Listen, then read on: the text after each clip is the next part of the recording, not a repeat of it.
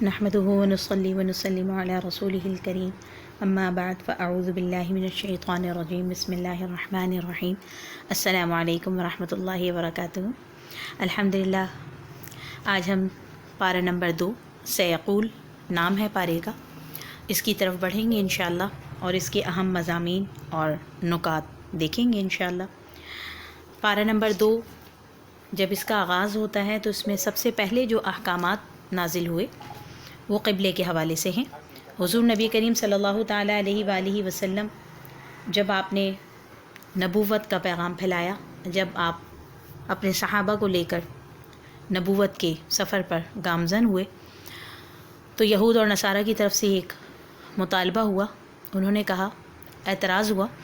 ان کا اعتراض یہ تھا کہ جب آپ کی شریعت نئی ہے، آپ کا طریقہ نیا ہے، آپ کا کلمہ نیا ہے، تو پھر آپ کا قبلہ بھی دوسرا ہونا چاہیے، کیونکہ نبی کریم صلی اللہ تعالی وسلم اور آپ کے اصحاب بیت المقدس کی جانب رخ کر کر نماز ادا کر رہے تھے، جو کہ پہلے سے یہود اور نصارہ اسی کا رخ کیا کرتے تھے۔ تو حضور نبی کریم صلی اللہ تعالیٰ علیہ وآلہ وسلم نے دل میں خواہش کی کہ ہمارا قبلہ بیت اللہ کر دیا جائے، اور یہ دل کی خواہش آپ اظہار اس کا اس طرح کر رہے تھے کہ آپ کا چہرہ انور بار بار آسمان کی طرف اٹھتا کہ میرا رب اس کے بارے میں کوئی احکامات نازل کرے، یہاں تک کہ پروردگار عالم نے آپ کے چہرہ انور کا بار بار اٹھنا، اس کا ذکر قرآن مجید میں فرمایا کہ اے نبی صلی اللہ تعالی علیہ وسلم، ہم بار بار دیکھ رہے تھے کہ آپ کی جو خواہش تھی، اس خواہش کو دیکھتے ہوئے اللہ تعالیٰ نے قبلہ ہمارا تبدیل کر کے بیت المقدس سے تبدیل کر کے بیت اللہ کو ہمارا قبلہ بنا دیا، مسلمانوں کا قبلہ بنا دیا۔ اور پھر اتنا اس بات کی تاکید کی کہ قرآن کریم میں اگر کسی بھی عبادت یا کسی بھی رکن کے لیے ارشاد ہوا تو وہ ایک دفعہ میں ایک ہی دفعہ ہوا ہے، یعنی اگر نماز کا ذکر ہوا ہے تو ایک رکوع میں یا ایک پاؤ میں یا ایک پارے میں ایک ہی دفعہ ذکر آیا اور پھر اس کے بعد آگے ذکر آیا، لیکن حضور نبی کریم صلی اللہ تعالیٰ علیہ وآلہ وسلم کی اس خواہش کا احترام کرتے ہوئے اس بات کو ایک ساتھ ہی 4-5 دفعہ تاکید کی گئی کہ جب بھی تم کہیں نکلو، جہاں بھی کہیں تم ہو، جہاں سے بھی نکلو، جہاں بھی نماز کا وقت ہو جائے تو تم قبلہ اپنا بیت اللہ کی طرف کر لو۔ اس کی تاکید کے لیے علماء کرام فرماتے ہیں کہ اس کی تاکید کے اندر ایک خاص بات ہے۔ پہلی بات تو یہ، حضور نبی کریم صلی اللہ تعالی وسلم سے اللہ کی محبت اور شدید محبت اور لگاؤ یہاں پر ظاہر ہو رہا ہے کہ اللہ تعالیٰ حضور نبی کریم صلی اللہ تعالی وسلم کی خواہشات کا کیسے خیال رکھتا ہے اور کس طرح احترام کرتا ہے کہ حضور نبی کریم صلی اللہ تعالی وسلم کی خواہش کو دیکھتے ہوئے بار بار تاکید کی گئی کہ اب اپنے چہروں کو بیت اللہ کی جانب منہ موڑ لو۔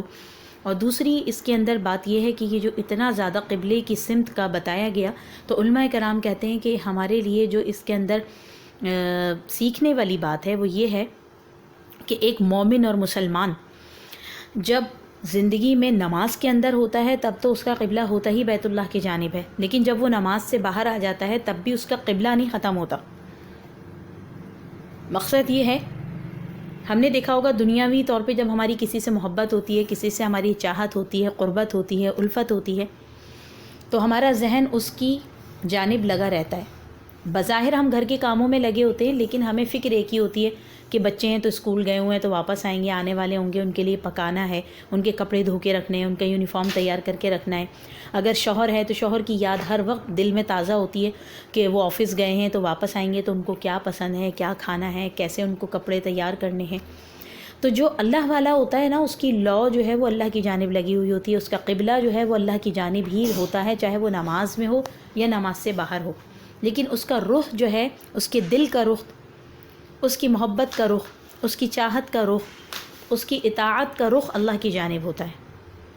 اور وہ ہمہ وقت اللہ کی طرف ایسا متوجہ رہتا ہے کہ اس کے دل کی سوئی جو ہے وہ اللہ کی محبت کی جانب اور حضور نبی علیہ الصلوۃ والسلام کی اطاعت کی جانب ہوتی ہے، اس کے علاوہ کوئی تیسری چیز اس کے ذہن میں نہیں ہوتی۔ اگر وہ گھر والوں سے، گھر کے کاموں سے، گھر کے دیگر امور میں دلچسپی بھی لیتا ہے تو اسی لیے کہ وہ اللہ نے اس کی ڈیوٹی لگائی ہے، اگر وہ معاش کے لیے بھی نکلتا ہے تو اس لیے کہ اللہ نے اس کو حلال کمائی کے لیے اس کی ذمہ داری لگائی ہے. اگر وہ اولاد بھی پالتا ہے تو اس لیے کہ اللہ نے اس کو حکم دیا ہے. اگر وہ اپنے لیے زیب و زینت کرتا ہے، کپڑے پہنتا ہے، جیولری پہنتا ہے، لباس پہنتا ہے، تیار ہوتا ہے، تو وہ بھی اس لیے کہ اللہ نے جب ہمیں جو چیز دی ہے اس کو حلال طریقے سے پہننا بھی اللہ کی دی ہوئی نعمتوں کا حق ہے. تو نماز اور نماز کے باہر دونوں جانب انسان کا قبلہ اللہ کی محبت کی جانب ہو. پھر یہاں پر ایک اور بات بتائی گئی کہ یہ جب قبلہ تبدیل ہو رہا تھا تو اس وقت بہت بڑی آزمائش تھی. اللہ تعالیٰ اس آزمائش کا ذکر کر رہا ہے کہ وَمَن يَنْقَلِبْ عَلَىٰ عَقِبَيْهِ، ہم آزما رہے تھے کہ کون ہے جو اپنی ایڑیوں کے بل پھر جائے. کیونکہ یہ جو قبلے کی تبدیلی تھی یہ علاوہ نماز کی بھی ہو سکتی تھی کہ اگر ظہر کے بعد بتا دیا جاتا کہ عصر کی نماز اس قبلے پر پڑھنی ہے، یا عصر کے بعد بتا دیا جاتا تو اس طرح بھی ہو سکتا تھا. لیکن عین نماز کے وقت جب 2 رکعت ادا کی جا چکی تھیں اور 2 رکعت ادا کرنی باقی تھیں، اس دوران حضور نبی علیہ الصلاۃ والسلام پر قبلے کے احکامات نازل ہوئے اور حضور نبی علیہ الصلاۃ والسلام نے اپنے قبلے کو نماز کے دوران ہی پھیر لیا. بیچ نماز میں آپ پھر گئے قبلے سے اور آپ نے بیت اللہ کی جانب رخ کر لیا. پہلے بیت المقدس کی جانب تھا، اب بیت اللہ کی جانب کر لیا. اور یہ کوئی رخ کا موڑنا ایسا نہیں تھا کہ تھوڑا سا رخ موڑنا ہو یا ذرا سا موڑنا ہو، بلکہ یہ قبلہ رخ ایسا تھا کہ بالکل ایڑیوں کے بل پھر جانا تھا، بالکل دوسری جانب قبلہ تھا. اور یہاں سب سے بڑی جانچ یہ تھی کہ کون ہے جو حضور نبینا علیہ الصلاۃ والسلام کے نقش قدم پر عمل کرتا ہوا اپنی ایڑیوں کو پھیر لے گا.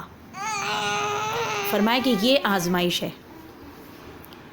کیونکہ اسی وقت جتنے حضور پر جانثار کرنے والے صحابہ تھے، جو حضور کی تقلید کرنے والے صحابہ تھے، جو حضور کے نقش قدم کہنا بڑا آسان ہوتا ہے، لیکن نقش قدم کا مطلب ہوتا ہے، آپ نے اگر کہیں دیکھا ہو کہ جہاں گیلی مٹی ہوتی ہے وہاں پر جب کوئی گزرتا ہے تو اس کے پاؤں کے نشان بن جاتے ہیں، تو ان قدموں پر قدم رکھ کے چلنا یہ نقش قدم ہے. نقش قدم کا مطلب یہ کہ جہاں حضور کے قدم مبارک پڑے ہیں، جیسے جیسے حضور نے زندگی گزاری ہے، اپنی زندگی اس سے 1 انچ آدھا انچ بھی آگے پیچھے نہ کرنا، یہ نقش قدم ہے. اور صحابہ کرام نے ویسے ہی تقلید کی، جیسے ہی حضور نے اپنا چہرہ انور پھیرا اور دوسری جانب قبلہ کیا، صحابہ ویسے ہی اسی وقت مڑ گئے، اور جو منافقین تھے وہ کھڑے کے کھڑے رہ گئے اور اسی لمحے چھانٹ ہو گئی.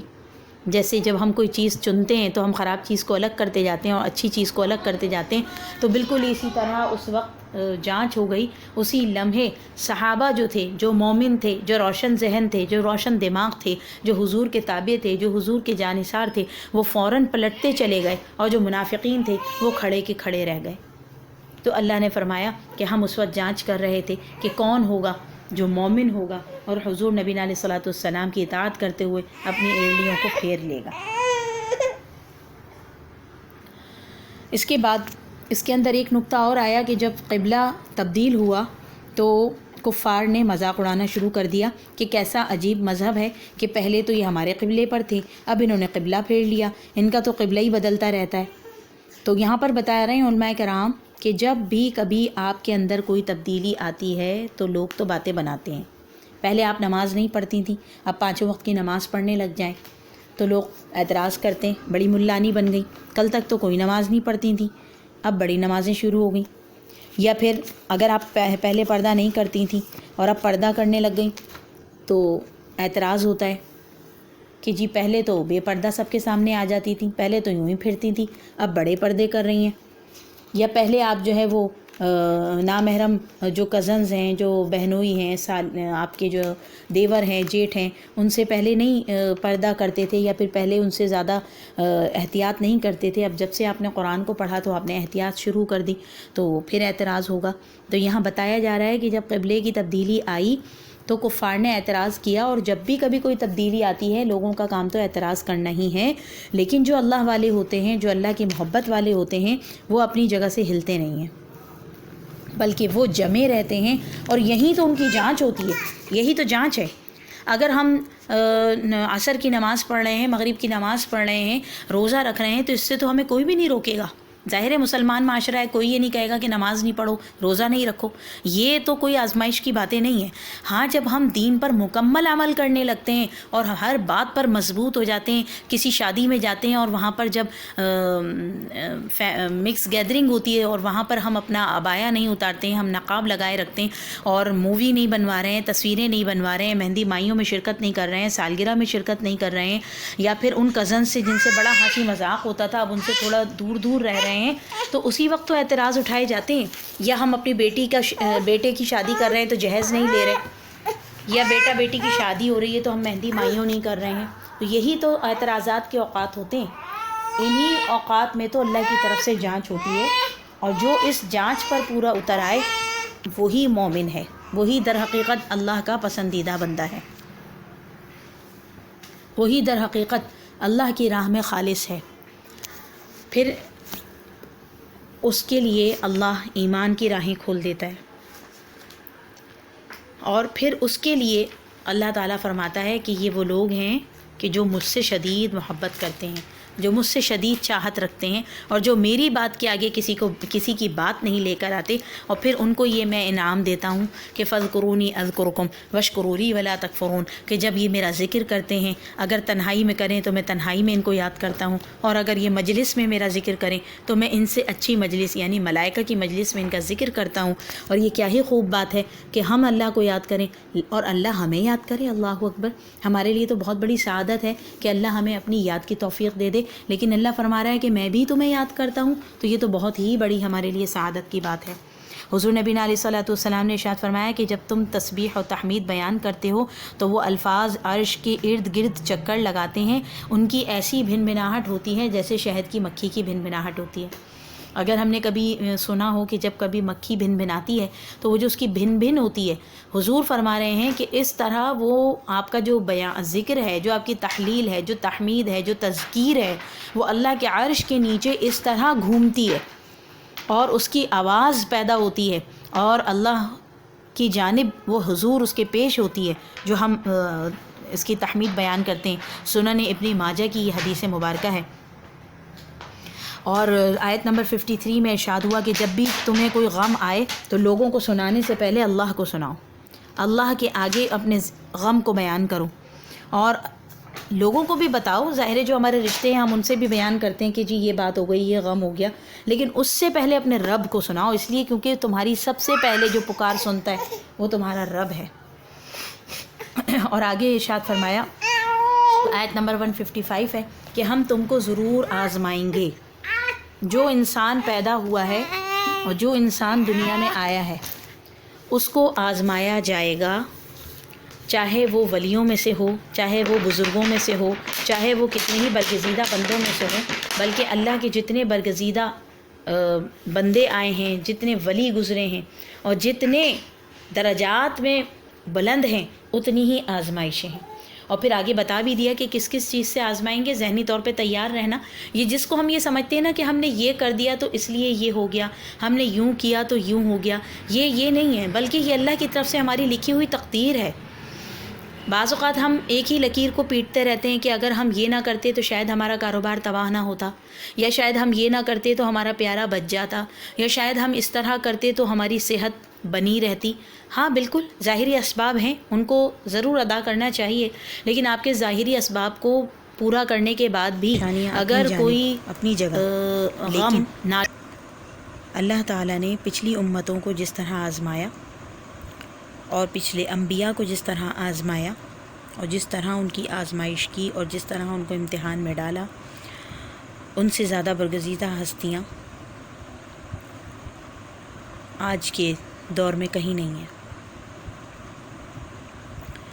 اولیاء کرام کو آزمایا گیا، اصحاب کرام کو آزمایا گیا، انبیاء کرام کو آزمایا گیا، اللہ کے نیک بندوں کو آزمایا گیا، اور ہر ایک انسان کے لیے یہ چیز اللہ نے رکھی ہے کہ جب تک اس کو آزمایا نہیں جائے گا وہ زندگی کے دور سے نہیں گزرے گا۔ اسی آزمائش پر جنت اور جہنم کا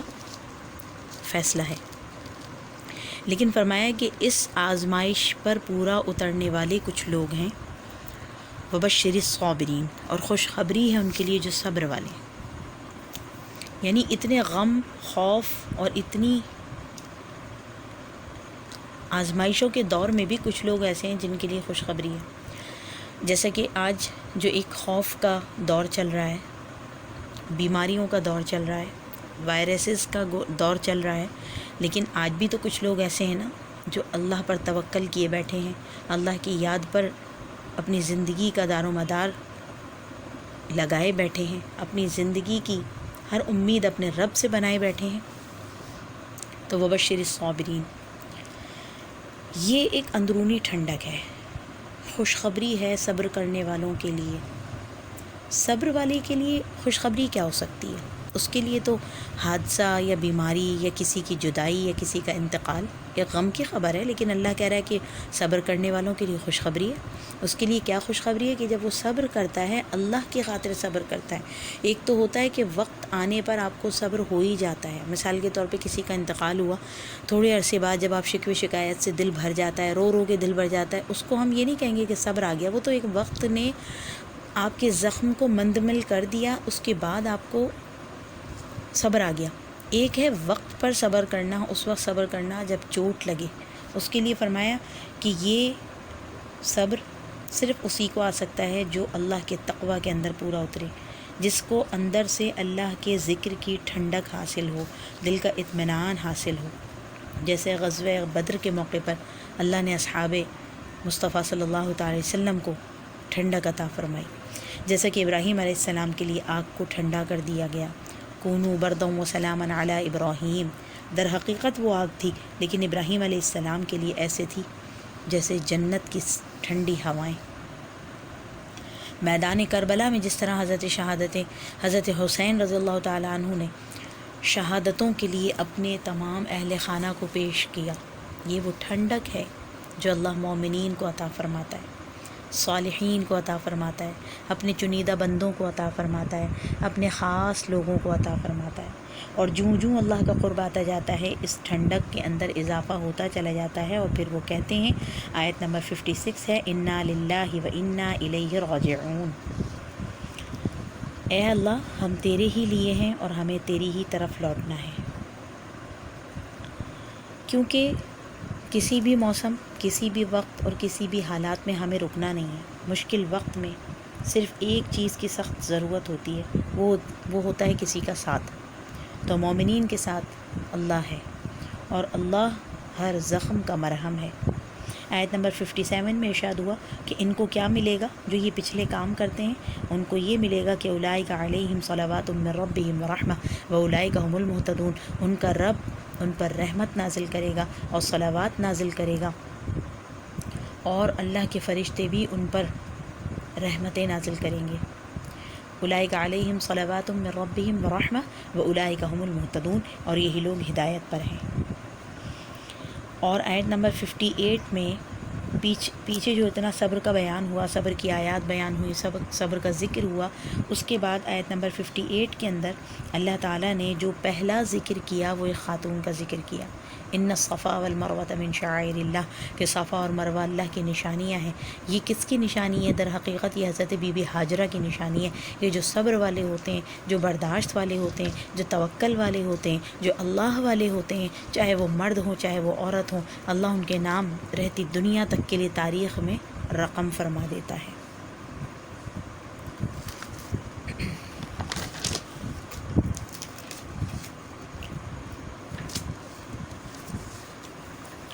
اور جب حضرت بی بی ہاجرہ کو حضرت ابراہیم علیہ السلام چھوڑ کر جا رہے تھے بیابان میں، مکہ کی وادی میں، جہاں چٹیل میدان تھا اور پہاڑیاں تھیں اور کوئی پانی نہیں، کوئی ٹھنڈک نہیں، کوئی درخت نہیں، کوئی سایہ نہیں، کوئی جھونپڑی نہیں، کوئی گھر نہیں، کوئی رہنے کا سامان نہیں، اس وقت جب بی بی ہاجرہ نے پوچھا کہ آپ کس کے آسرے پر چھوڑ کر جا رہے ہیں، تو حضرت ابراہیم علیہ السلام نے فرمایا کہ اللہ کے آسرے پر چھوڑ کر جا رہا ہوں۔ تو یہ بالکل وہی مقام ہے جب انسان پر کوئی دکھ، کوئی تکلیف، تو کوئی غم اس پر آتا ہے تو وہ دیکھتا ہے کہ کون ہے جو میرا ساتھ دے رہا ہے، اور جب اس کی نظر اپنے رب کی جانب پڑتی ہے تو اس کے لیے حضرت بی بی ہاجرہ کی طرح دوڑ لگانا، سعی کرنا، محنت کرنا، بھاگنا آسان ہو جاتا ہے۔ آیت نمبر 156 میں ارشاد ہوا، اشد حبا للہ، یہ تمام چیزیں کس لیے ہیں؟ اس لیے کہ مومن کی شدید محبت کا مرکز صرف اللہ ہے، مومنین صرف اللہ سے محبت کرتے ہیں، جو اللہ کے نیک بندے ہوتے ہیں ان کی محبت کا مرکز صرف اللہ کی ذات ہوتی ہے، صرف اللہ کی عبادت ہوتی ہے، صرف اللہ کے حضور سربہ سجود ہونا ہوتا ہے، صرف اللہ کے آگے جھکنا ان کی منزل ہوتی ہے۔ اور نمبر 166 میں ارشاد فرمایا آخرت میں تمام فالوورز، تمام وہ لوگ جن کی پیروی کی گئی، وہ اپنے پیروی کرنے والوں کو چھوڑ دیں گے۔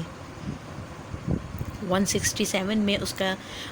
اس کی تشریح بیان کی گئی کہ کچھ لوگ ایسے ہیں جن کی آج یہاں پر پیروی کی جا رہی ہے، اس میں ہم دیکھتے ہیں کہ ہماری اولادیں، ہماری نئی نسل کرکٹرز کی پیروی کر رہی ہے، جیسے ان کے بال کٹیں خود بھی بال کٹوا رہے ہیں، جیسے وہ لباس پہن رہے ہیں ویسے ہم بھی لباس پہن رہے ہیں، جیسے وہ فیشن کر رہے ہیں ویسے ہم بھی فیشن کر رہے ہیں، جیسے وہ بے لباس اور بے حیا ہو گئے ہم بھی اسی بے حیائی کو اپنی زندگی بنا رہے ہیں۔ تو قیامت کے دن کل جب یہ لوگ جن کی ہم پیروی کر رہے ہیں یہ کہیں گے کہ کیا ہم نے تمہیں کہا تھا ہماری پیروی کرو؟ کیا ہم نے تمہیں کوئی وعدے دیے تھے؟ اور حقیقتاً کیا آج یہ ہم سے کہہ رہے ہیں کہ ہم تمہاری بخشش کروائیں گے، ہم تمہارے لیے بخشش کا سامان بنیں گے، ہم تمہارے لیے نجات کا سامان بنیں گے؟ ہرگز نہیں۔ ہم پاگلوں کی طرح ان کے پیچھے چلے جا رہے ہیں۔ تو کل قیامت کے دن جب ان کو عذاب دیا جائے گا اور وہ لوگ جنہوں نے پیروی کی ان کو بھی عذاب دیا جائے گا، تو وہ کہیں گے کہ تم ہمیں بچاؤ، تو وہ کہیں گے ہم تمہیں کیوں بچائیں؟ تم نے ہماری پیروی کیوں کی؟ تم ہمارے پیچھے پیچھے کیوں چلے؟ تم نے اپنے اللہ کی بات کیوں نہیں مانی؟ تو کل قیامت کے دن وہ لوگ جن کی پیروی کی جائے گی وہ اپنے پیروی کرنے والوں سے بیزار ہو جائیں گے، اور پھر اس وقت وہ فالوورز کہیں گے کہ کاش ہم دوبارہ زندہ ہوں اور ہم بھی ان کو ایسے ہی تنہا چھوڑ دیں جیسے آج ہی ہمیں تنہا چھوڑیں۔ آج ہم نے ان کی فیس بک، ان کے ٹویٹرز اور ان کے پیجز کو لائک کر کر کے ان کو آسمان پہ چڑھایا ہوا ہے، اور کل قیامت کے دن جب وہ اور ہم ملیں گے تو وہ ہم سے دامن چھڑائیں گے، اور پھر ہم کہیں گے کہ کاش ہم دوبارہ زندگی میں جائیں تو ہم بھی ان کو ایسے ہی اگنور کریں، ایسے ہی ان سے منہ پھیریں جیسے آج ہی ہم سے منہ پھیر رہے ہیں۔ اور یہ حسرتیں مرتے ہی شروع ہو جائیں گی، یعنی جیسے ہی ہماری آنکھیں بند ہوں گی موت کا فرشتہ آئے گا، یہ تمام حسرتیں شروع ہو جائیں گی کہ کاش ہم یہ کر لیتے، کاش ہم وہ کر لیتے، کاش ہم قرآن پڑھ لیتے، کاش ہم رمضان میں دورہ قرآن کر لیتے، کاش ہم اللہ کے لیے کوئی مدرسہ کھڑا کراتے، اور ہم نے دنیا میں یہ کوئی کپڑے نہ بنائے ہوتے، کوئی لباس نہ بنائے ہوتے، کوئی زیور نہ بنائے ہوتے، کوئی اونچی اونچی بلڈنگیں نہ بنائی ہوتی، صرف سارا کا سارا اللہ کی راہ میں لگا دیا ہوتا۔ پھر آیت نمبر 168 اور 169 میں ارشاد ہوا کہ دو باتیں ایک ساتھ اللہ نے ذکر فرمائی کہ حلالً طیباً، پاک اور حلال کھانا کھاؤ، اور خطوات الشیطان، شیطان کے قدموں سے بچتے رہو۔ جیسے جیسے تم اپنے آپ کو لقمہ حلال دیتے رہو گے تمہارے خون میں ایمان بڑھتا رہے گا، اور جیسے جیسے لقمہ حرام کھاتے رہو گے اور کھلاتے رہو گے خون کے اندر شیطانی وساوس بڑھتے رہیں گے، نفسانی خیالات بڑھتے رہیں گی، نفسانی خواہشات بڑھتی رہیں گی، اور بالآخر تمہارا یہ ایک لقمہ 40 دن کی نمازیں اور 40 دن کی دعائیں ضائع کر دے گا۔ آیت نمبر 170 میں ارشاد ہوا جب کہا جاتا ہے کہ قرآن کی پیروی کرو تو آباء و اجداد کی پیروی کرتے ہیں، اس کا انکار کرتے ہیں قرآن کا، اور کہتے ہیں کہ ہم تو وہی کریں گے جو ہمارے آباء و اجداد نے کیا، جس کے لیے ہمیں پھر قرآن بتا رہا ہے کہ ہم اپنی صحبت اچھی کر لیں، کیونکہ انسان وہی کرتا ہے جو اس کی صحبت میں ہوتا ہے، جو اس کے ارد گرد کا ماحول ہوتا ہے۔ لہٰذا اس کا بہترین طریقہ یہ ہے کہ ہم اپنے ارد گرد کا ماحول اچھا کر لیں، اللہ والوں میں اٹھے بیٹھیں، تاکہ ہمارے شب و روز بھی اللہ والوں جیسے ہو جائیں، اور ہماری زندگی بھی اللہ والوں جیسی ہو جائے، اور ہماری زندگی اور آخرت دونوں اللہ والوں کے ساتھ ہو۔ اور کل قیامت کے دن جب اللہ پوچھے کہ تم نے کوئی اللہ والوں کے ساتھ وقت گزارا تھا جو تمہارے لیے نجات کا باعث بنے، تو ہم کہیں کہ ہاں پروردگار، ہم نے تیرے بندوں کے ساتھ وقت گزارا تھا انشاءاللہ۔ قرآن پاک کے دوسرے پارے کی ہم نے آیت نمبر 172 تک الحمدللہ دیکھا ہے، اور کل انشاءاللہ 172 سے لے کر سیقول کے پارہ آخر تک ہم مضامین قرآن، نکات قرآن، اور انشاءاللہ قرآن پاک کے حوالے سے چند باتیں دیکھیں گے۔ یہاں ایک وضاحت کر دوں کہ آج سوال ہوا تھا کہ کیا یہ لفظ بلفظ تفسیر یا ترجمہ ہے، تو یہ لفظ بلفظ ترجمہ بھی نہیں ہے اور لفظ بلفظ تشریح بھی نہیں ہے، بلکہ یہ صرف مضامین قرآن اور احکامات قرآن ہیں۔ قرآن پاک کی جو آیات جن میں احکامات نازل ہوئے ہیں ہم صرف ان کا مطالعہ کر رہے ہیں۔ اللہ ہمیں اس قابل بنا دے کہ آئندہ کے سالوں میں ہم لفظ بلفظ ترجمہ کریں، کیونکہ اس کے لیے تقریباً 2.5 سے 3 گھنٹے چاہیے، لفظ بلفظ ترجمے اور تفسیر کے لیے اللہ تعالی ہم سب کا حامی و ناصر ہو. وما علینا الا البلاغ المبین. اللہم انی اسألک العفو والعافیۃ فی دینی و دنیای و اہلی و مالی. جزاک اللہ خیر. السلام علیکم ورحمۃ اللہ وبرکاتہ.